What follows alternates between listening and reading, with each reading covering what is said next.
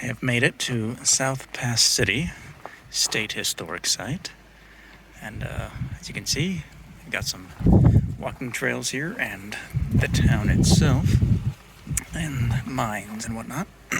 Old mines, old abandoned structures and stuff. And South Pass City is also on the Continental Divide Trail. There's Wyoming, and there is South Pass City.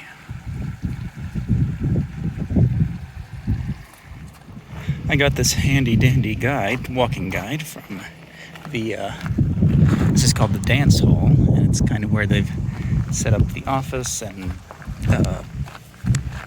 what do you call that stuff, gift store. I'm going to walk up here because there's a couple of buildings up here, and also the rather amusing entrance sign. There's the entrance sign. Population, about 4 people, roughly 3 cats, approximately 3 dogs. Elevation, almost 8,000 feet. As the sign suggests, a small handful of people do live here in that direction, and I think some people also live over there somewhere.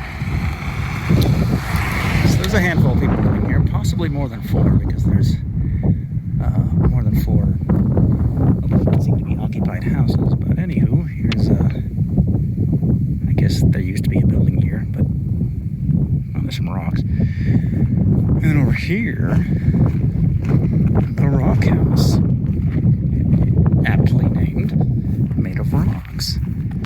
There's the welcome sign, South Pass City State Historic Site, Smith Sherlock Company. Not sure what that is. Anywho, there's some more people living over there, and what looks to be an old Masonic lodge. The sign claims to be the first Masonic lodge in Wyoming. And over here we have the restored, reconstructed town. There's the dance hall again. And this looks like what they're using for an office building. And there used to be a hotel here and a restaurant. It's gone. And some other building used to be over here.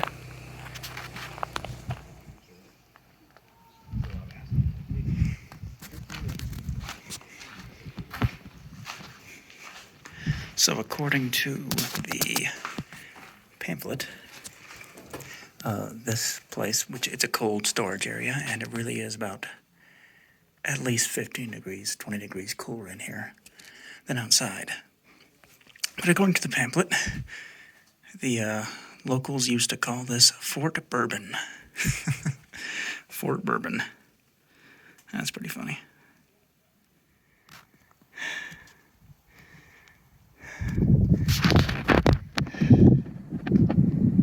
That's a real wagon from who knows how long ago.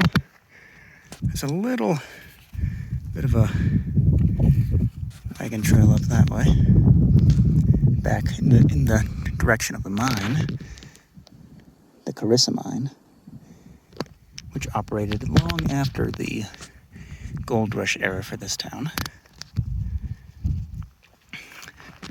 And here we have the, what's it called now? Wolverine mine, which apparently you can just walk into, at least to some extent.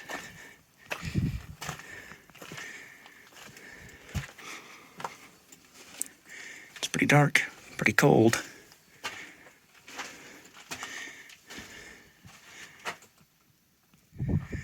And there's a schoolhouse over there. There's several cabins and whatnot. And over here we have the latrine. Look at that. Look at that. The poop of our ancestors. So this is the former home of Esther Hobart Morris, one of Wyoming's most famous citizens. And one of the reasons she is so famous is because it was at one time erroneously believed that she was a co-author of the first equal suffrage law, which turns out not to be the case, but she was the first female justice of the peace in the United States. So she was a judge.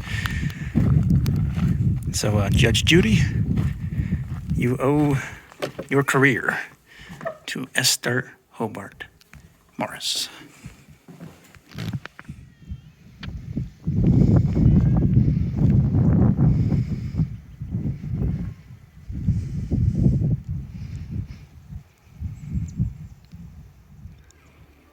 Well, I've been touring the old town, or some of it is just reconstructions, but anywho, the old town for a while now, and there's the part of town that people still live and do stuff over there. So yeah, it's getting close to 3 o'clock. Take about an hour to get back to Lander, and I am starting to get a bit hungry. So, as much as I would like to take advantage of some of the hiking trails in the area, it might be best to start headed back, go to the gift shop, peruse, probably buy something because I'm a sucker. And yeah, good day. So I just got out of the gift shop. I came away with some Sioux City sarsaparilla. I mean, it's not all that special. You can find it at Walmart, I'm pretty sure, but it's still the good stuff as far as root beer goes. And I don't know how this happened. 1, 2, 3, 4, 5, comprising an entire bag of books. 5 books. I don't know when I'm going to find the time to read these books.